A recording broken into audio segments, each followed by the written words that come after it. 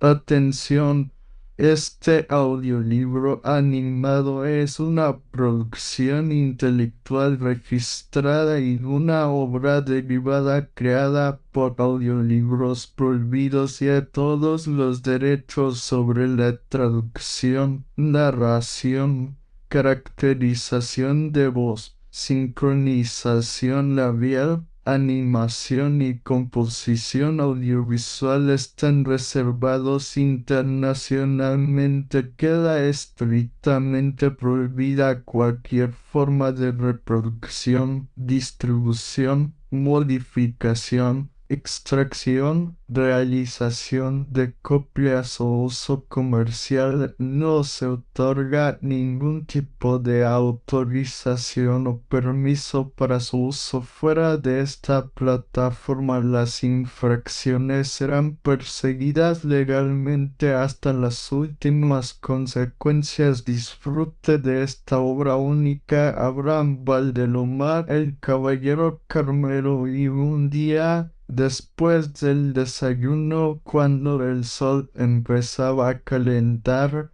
vimos aparecer desde la reja en el fondo de la plazoleta un jinete en bellísimo caballo de paso, pañuelo al cuello que agitaba el viento, sanpedrano pellón de sedosa cabellera negra y henchida alforja que picaba espuelas en dirección a la casa. Reconocimos era el hermano mayor que años corridos volvía. Salimos atropelladamente gritando Roberto, Roberto. Entró el viajero al empedrado patio donde el ñorbo y la campanilla en el avance en las columnas como venas en un brazo y descendió en los de todos nosotros. ¿Cómo se regocijaba mi madre? Tocábalo, acariciaba su tostada piel, encontraba lo viejo, triste, delgado, con su ropa empolvada aún. Roberto recorría las habitaciones rodeados de nosotros. Fue a su cuarto, pasó al comedor, vio los objetos que se habían comprado durante su ausencia y llegó al jardín. Y la iría, dijo, buscaba entristecido aquel árbol cuyas semillas sembrara él mismo antes de partir. Reímos todos bajo la higuera y ya estás. El árbol había crecido y se mecía armoniosamente con la brisa marina. Tocólo mi hermano, limpió cariñosamente las hojas que le rebozaban la cara y luego volvimos al comedor. Sobre la mesa estaba la alforja rebosante. Sacaba él uno a uno los objetos que traía y los iba entregando a cada uno de nosotros. ¡Qué cosas tan ricas! Por donde había viajado, quesos frescos y blancos envueltos por la cintura con paja de cebada de la quebrada de Humay, chancacas hechas con cocos, nueces, maní y almendras, frijoles colados en sus redondas calabacitas, pintadas encima con un rectángulo de su propio dulce que indicaba la tapa de chincha baja, bizcochuelos en sus cajas de papel de yema de huevo y harina de papas leves, esponjosos, amarillos y dulces, santitos de piedra de guamaña tallados en la feria serrana, cajas de manjar blanco, tejas rellenas y una traba de gallo con los colores blanco y rojo. Todos recibíamos el obsequio y él iba diciendo al entregárnoslo: para mamá, para Rosa, para Jesús, para Héctor y para papá. Le interrogamos cuando terminó. Nada como. Nada para papá.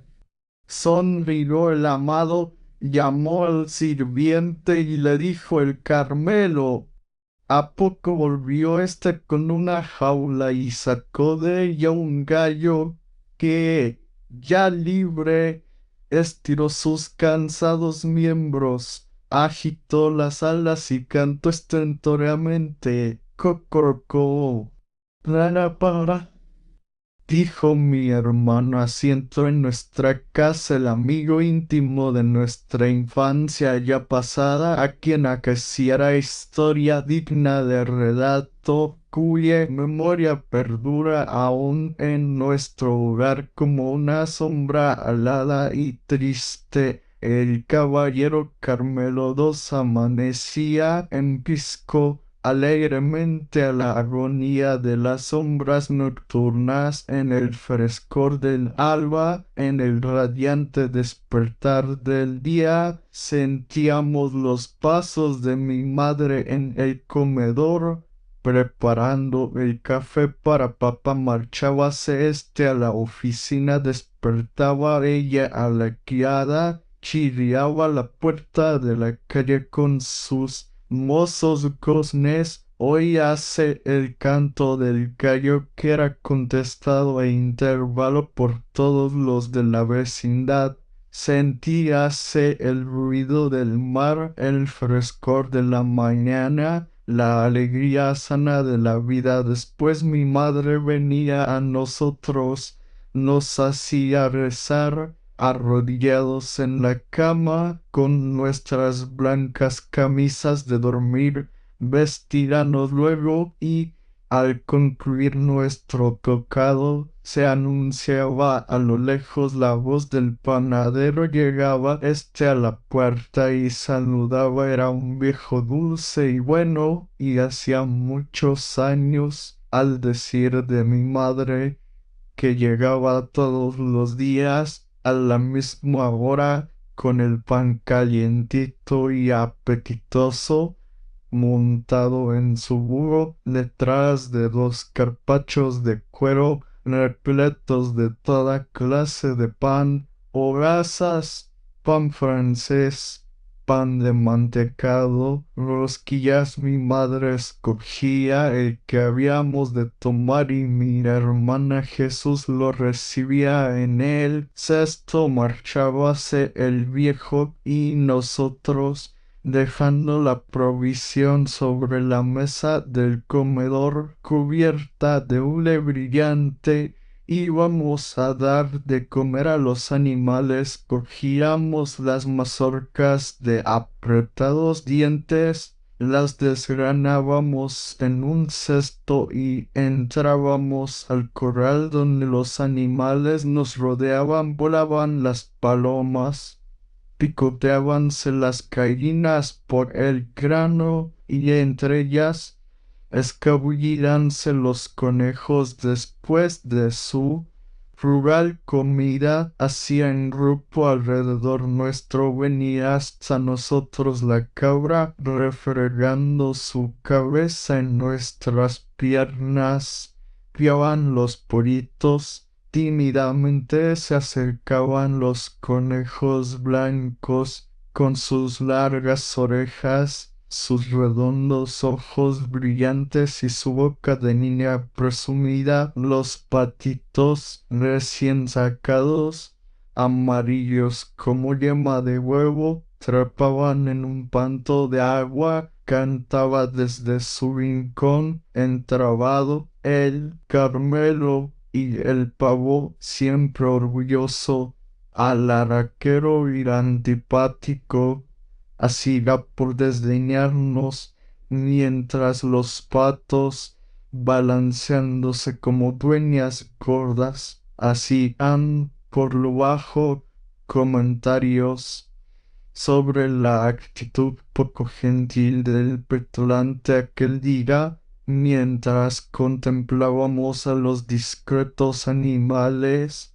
escapóse del corral el pelado, un pollo sin plumas, que parecía uno de aquellos jóvenes de 17 años, flacos y colosos, pero el pelado, a más de eso, era pendenciero y escandaloso, y aquel día, mientras la paz era en el corral y los otros comían el modesto grano, él, en pos de mejores viandas, habíase encaramado en la mesa del comedor y roto varias piezas de nuestra limitada vajilla en el almuerzo. Tratóse de suprimirlo, y cuando mi padre supo sus fechorías, dijo pausadamente: nos lo comeremos el domingo. Defendiólo mi primer hermano Anfiloquio, su poseedor, suplicante y lloroso. Dijo que era un gallo que haría crías espléndidas. Agregó que desde que había llegado el Carmelo todos miraban mal al pelado, que antes era la esperanza del corral y el único que mantenía la aristocracia de la afición y de la sangre fina.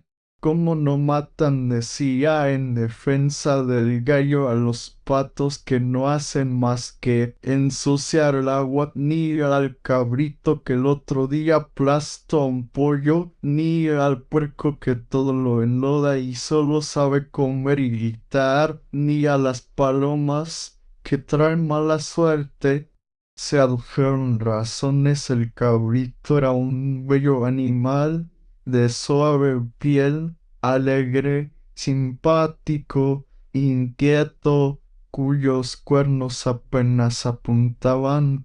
Además, no estaba comprobado que había matado al pollo. El puerco mofletudo había sido criado en casa desde pequeño, y las palomas con sus alas de abanico eran la nota blanca. Subíanse a la cornisa a conversar en voz baja, hacían sus nidos con amoroso cuidado y se sacaban el maíz del buche para darlo a sus polluelos. El pobre pelado estaba condenado. Mis hermanos le pidieron que se le perdonase, pero las roturas eran valiosas y el infeliz solo tenía un abogado, mi hermano, y su señor, de poca influencia. Viendo ya perdida su defensa y estando la audiencia al final, pues iban a partir la sandía, inclinó la cabeza. Dos gruesas lágrimas cayeron sobre el plato como un sacrificio, y un sollozo se ahogó en su garganta. Callamos todos. Levantóse mi madre, acercóse al muchacho, lo besó en la frente y le dijo: no llores, no nos lo comeremos tres. Quien sale de Pisco, de la plazuela sin nombre, salitrosa y tranquila, vecina a la estación, y torna por la calle del Castillo, que hacia el sur se alarga, encuentra al terminar una plazuela pequeña donde quemaban a Judas el domingo de Pascua de Resurrección. Desolado lugar en cuya arena verdeguean a trechos las malvas silvestres. Al lado del poniente, en vez de casas, extiende el mar su manto verde, cuya espuma teje complicados encajes. Al besar la húmeda orilla termina en ella el puerto, y, siguiendo hacia el sur, se va por estrecho y arenoso camino, teniendo a diestra el mar y a izquierda mano angostísima faja, ora fértil, ora infecunda, pero escarpada siempre, detrás de la cual, a oriente, extiéndese el desierto, cuya entrada vigilan de trecho en trecho, como centinelas, una que otra palmera desmedrada. alguna higuera nervuda y enana y los toñuces siempre coposos y frágiles ondear en el terreno la hierba del alacrán, verde y jugosa al nacer, quebradiza en sus mejores días y en la vejez bermeja como sangre de buey en el fondo del desierto, como si temieran su silenciosa aridez. Las palmeras únense en pequeños grupos, tal como lo hacen los peregrinos al cruzarlo y, ante el peligro, los hombres siguiendo el camino, divísase en la costa en laborosa y vibrante vaguedad marina, San Andrés de los pescadores, la aldea de sencillas gentes que eleva sus casuchas entre la rumorosa orilla y el estéril desierto. Allí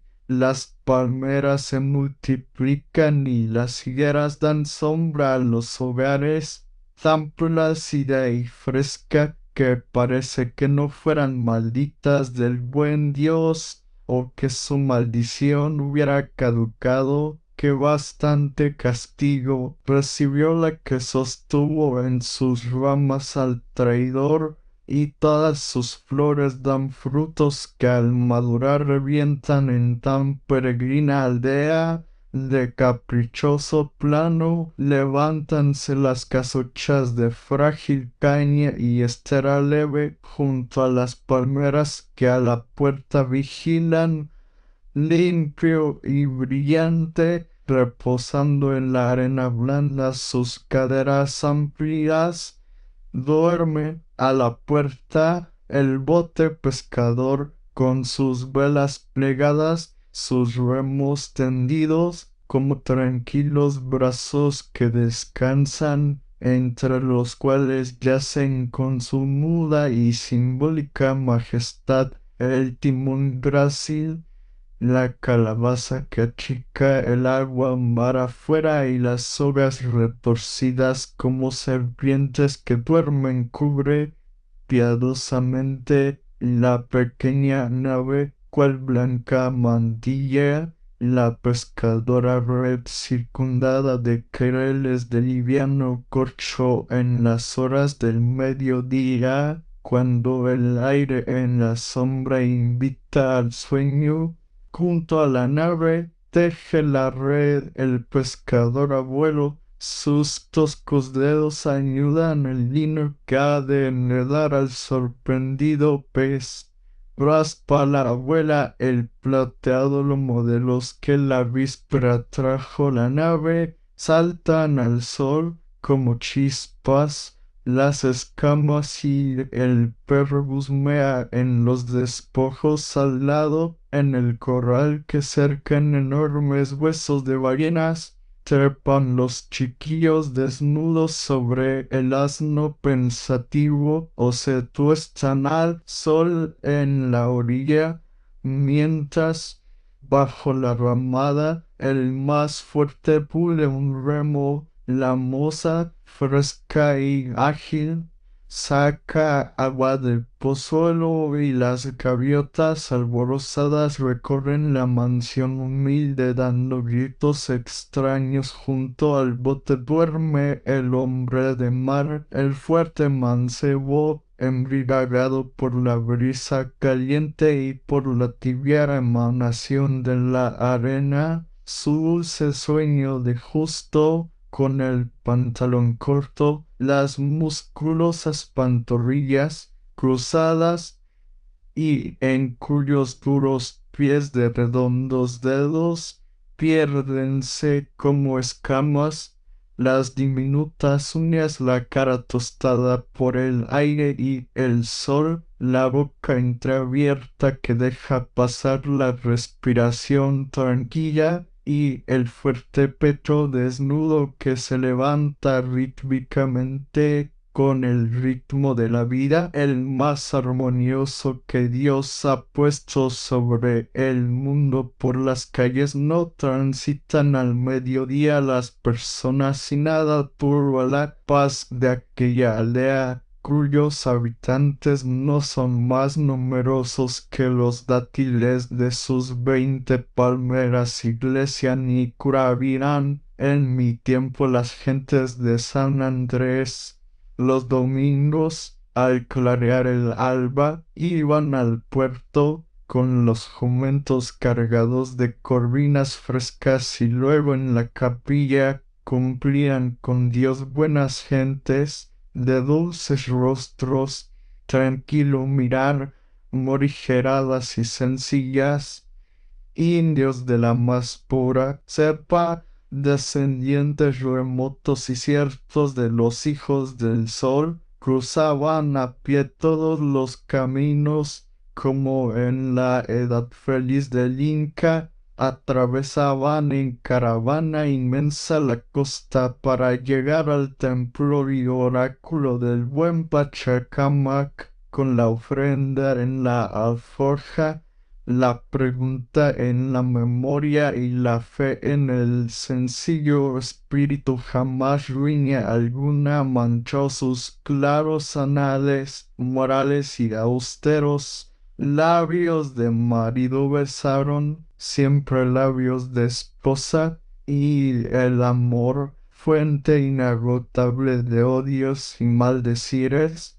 era entre ellos tan normal y apacible como el agua de sus pozos de fuertes padres. Nacían 5 madronas, rozagantes muchachos, en cuyos miembros la piel hacía gruesas arrugas, aires marinos henchían sus pulmones y crecían sobre la arena caldeada bajo el sol huérrimo hasta que aprendían a lanzarse al mar y a manejar los botes de piquete que, zozobrando en las olas, les enseñaban a domeñar la marina furia. Maldones musculosos, inocentes y buenos, pasaban su juventud hasta que el cura de Pisco unía a las parejas que formaban un nuevo nido, compraban un asno y se lanzaban a la felicidad,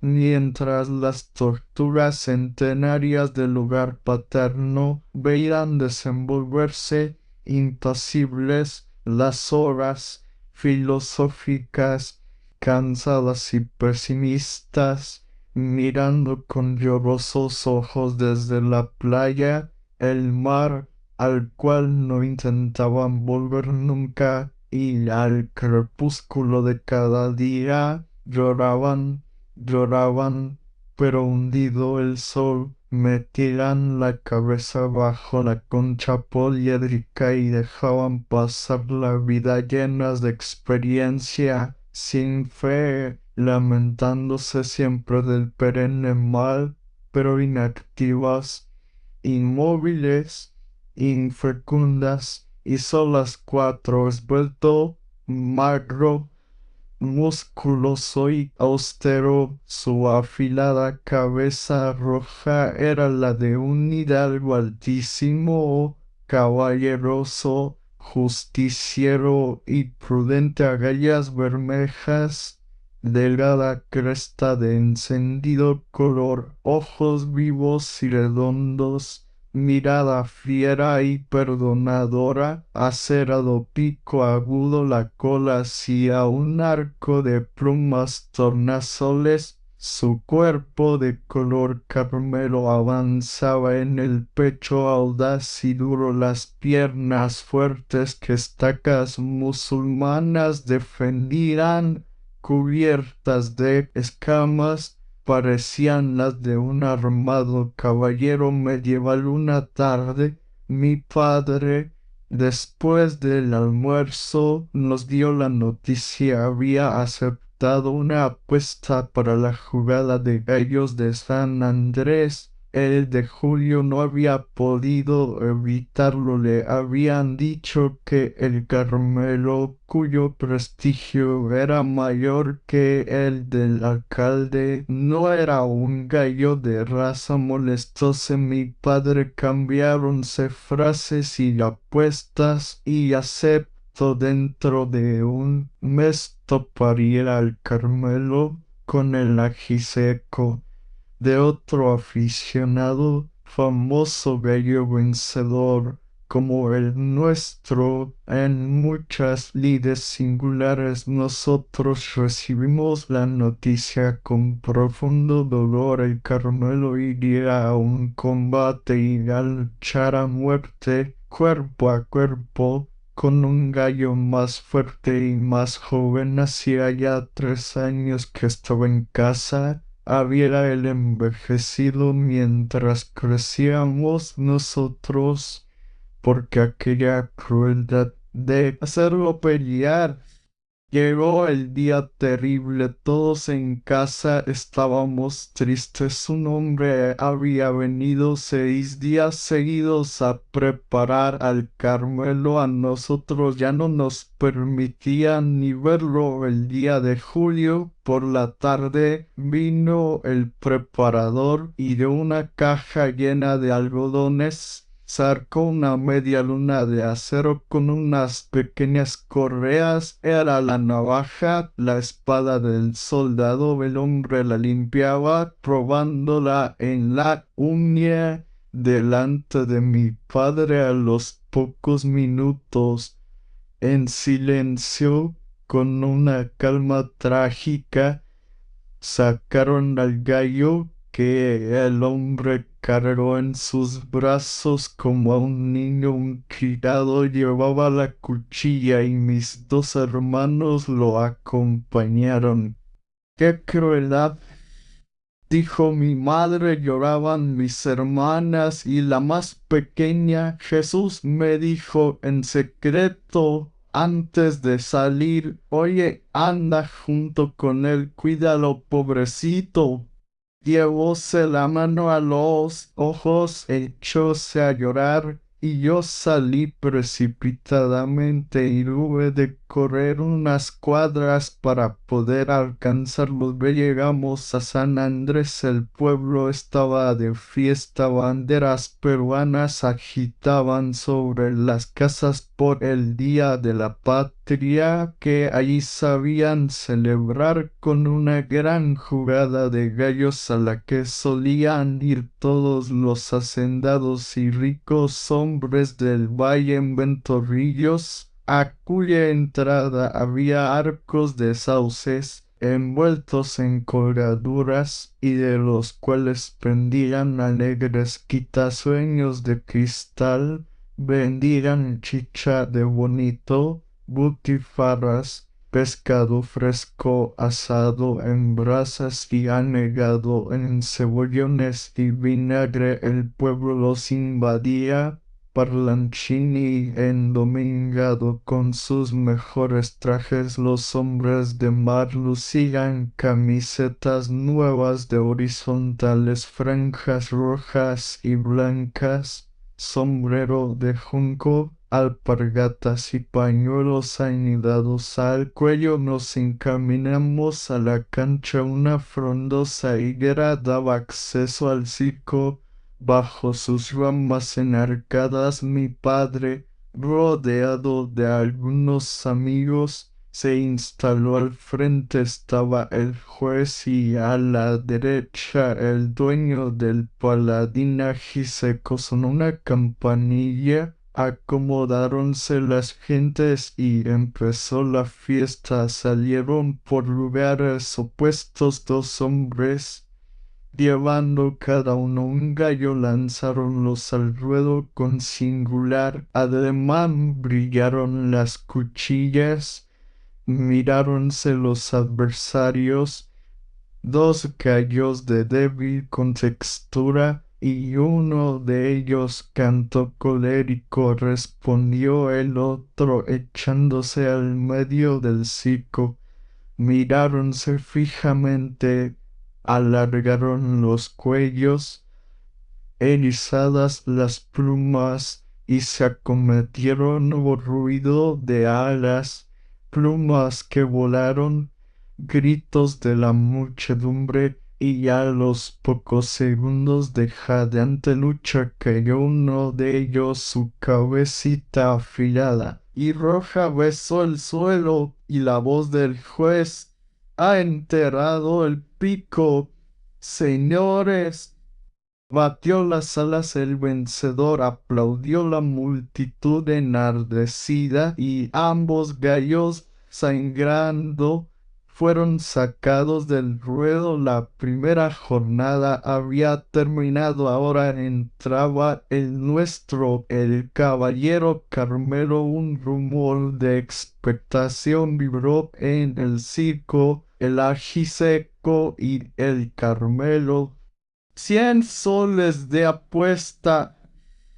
Sonó la campanilla del juez y yo empecé a temblar en medio de la expectación general. Salieron los dos hombres, cada uno con su vello. Se hizo un profundo silencio y soltaron a los dos rivales. Nuestro Carmelo al lado del otro era un gallo viejo y achacoso. Todos apostaban al enemigo como augurio de que nuestro gallo iba a morir. No faltó aficionado que anunció el triunfo del Carmelo, pero la mayoría de las apuestas favorecía al adversario. Una vez frente al enemigo, el Carmelo empezó a picotear. Agitó las alas y cantó estentóreamente. El otro, que en verdad parecía ser un gallo fino de distinguida sangre y alcurnia, hacía cosas tan petulantes cuan humanas. Miraba con desprecio a nuestro gallo y se paseaba como dueño de la cancha. Enardeciéronse los ánimos de los adversarios. Llegaron al centro y alargaron sus erizados cuellos, tocándose los picos sin perder terreno. El ajiseco dio la primera embestida, entablóse la lucha. Las gentes presenciaban en silencio la singular batalla, y yo rogaba a la Virgen que sacara con bien a nuestro viejo paladín. Batíase él con todos los aires de un experto luchador, acostumbrando a las artes azarosas de la guerra. Cuidaba poner las patas armadas en el enemigo pecho. Jamás picaba a su adversario, que tal cosa es cobardía, mientras que este, bravucón y necio, todo quería hacerlo. Aletazos y golpes de fuerza jadeantes se detuvieron un segundo. Un hilo de sangre corría por la pierna del Carmelo. Estaba herido, mas parecía no darse cuenta de su dolor. Cruzáronse nuevas apuestas en favor del ajiseco, y las gentes felicitabanle al poseedor del menguado. En un nuevo encuentro, el Carmelo cantó, acordóse de sus tiempos y acometió con tal furia que desbarató al otro de un solo impulso. Levantóse este y la lucha fue cruel e indecisa. Por fin, una herida grave hizo caer al Carmelo. Jadeante: «¡Bravo! ¡Bravo el ajiseco!», gritaron sus partidarios, creyendo ganada la prueba. Pero el juez, atento a todos los detalles de la lucha y con acuerdo de cánones, dijo: «Todavía no ha enterrado el pico, señores». En efecto, incorporóse el Carmelo. Su enemigo, como para humillarlo, se acercó a él sin hacerle daño. Nació entonces, en medio del dolor de la caída, todo el coraje de los gallos de Caucato incorporado el Carmelo como un soldado herido, acometió de frente y definitivo sobre su rival con una estocada que lo dejó muerto en el sitio. Fue entonces cuando el Carmelo, que se desangraba, se dejó caer. Después que el ajiseco había enterrado el pico, la jugada estaba ganada y un clamoreo incesante se levantó en la cancha. Felicitaron a mi padre por el triunfo y, como esa era la jugada más interesante, se retiraron del circo mientras resonaba un grito entusiasta: ¡Viva el Carmelo! Yo y mis hermanos lo recibimos y lo condujimos a casa, atravesando por la orilla del mar el pesado camino y soplando aguardiente bajo las alas del triunfador que desfallecía. Habidos días estuvo el gallo sometido a toda clase de cuidado. Mi hermana Jesús y yo le dábamos maíz, se lo poníamos en el pico, pero el pobrecito no podía comerlo ni incorporarse. Una gran tristeza reinaba en la casa aquel segundo día después del colegio. Cuando fuimos yo y mi hermana a verlo, lo encontramos tan decaído que nos hizo llorar. Le dábamos agua con nuestras manos, le acariciábamos, le poníamos en el pico rojo granos de granada. De pronto el gallo se incorporó, caía la tarde, y por la ventana del cuarto donde estaba entró la luz sangrienta del crepúsculo. Acercóse a la ventana, miró la luz, agitó débilmente las alas y estuvo largo rato en la contemplación del cielo. Luego abrió nerviosamente las alas de oro, enseñoreóse y canto, retrocedió unos pasos, inclinó el tornasolado cuello sobre el pecho, tembló, desplomóse, estiró sus débiles patitas escamosas y mirándonos amoroso, expiró apaciblemente. Echamos a llorar, fuimos en busca de mi madre y ya no lo vimos más. Sombría fue la comida aquella noche. Mi madre no dijo una sola palabra y bajo la luz amarillenta del lamparín todos nos mirábamos en silencio. Al día siguiente, en el alba, en la agonía de las sombras nocturnas, no se oyó su canto alegre. Así pasó por el mundo aquel héroe ignorado, aquel amigo tan querido de nuestra niñez, el caballero Carmelo, flor y nata de paladines y último vástago de aquellos gallos de sangre y de raza, cuyo prestigio unánime fue el orgullo por muchos años de todo el verde y fecundo valle de Caucato. Atención. Este audiolibro animado es una producción intelectual registrada y una obra derivada creada por Audiolibros Prohibidos, y a todos los derechos sobre la traducción, narración, caracterización de voz, sincronización labial, animación y composición audiovisual están reservados internacionalmente. Queda estrictamente prohibida cualquier forma de reproducción, distribución, modificación, extracción, realización de copias o uso comercial. No se otorga ningún tipo de autorización o permiso para su uso fuera de esta plataforma. Las infracciones serán perseguidas legalmente hasta las últimas consecuencias. Disfrute de esta obra única.